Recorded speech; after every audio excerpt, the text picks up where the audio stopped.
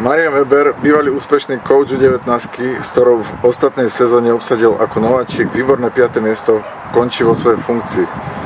Majo, uveď v krátkosti dôvody, prečo sa tak stalo a akú funkciu budeš od novej sezóny zastávať. Tak, v prvom rade to boli rodinné dôvody. Druhá liga U19 je dosť časovo náročná a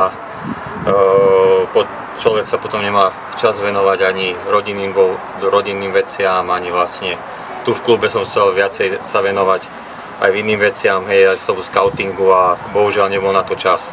To bola jedna z vecí a druhá z vecí bola vlastne, že tréner, náš šéf-tréner Tomáš Krobák prišiel s takou myšlienkou, že tá naša akadémia už je celkom dobre rozbehnutá a že by chcel takého specializovaného trénera pre túto akadémiu a teda ja som sa mu predstavil v tom, že som robil ako koordináciu v minulosti, hej, a mám s tým skúsenosti.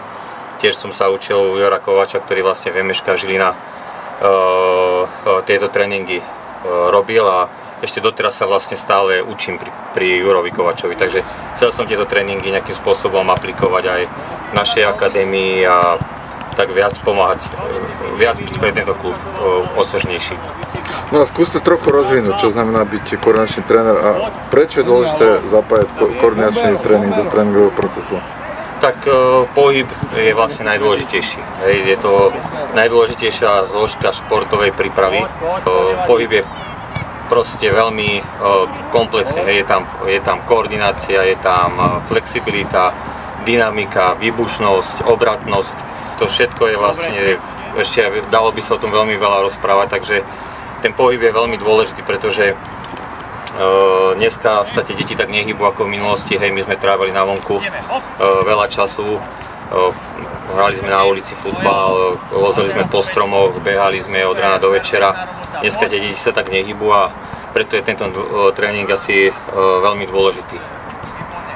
Ešte jedna z vecí, keď sa pýtali napríklad Petra Sagana, že prečo je taký úspešný, tak presne toto takto aj zhodnotil, že má to za sebou takýto komplexný pohyb.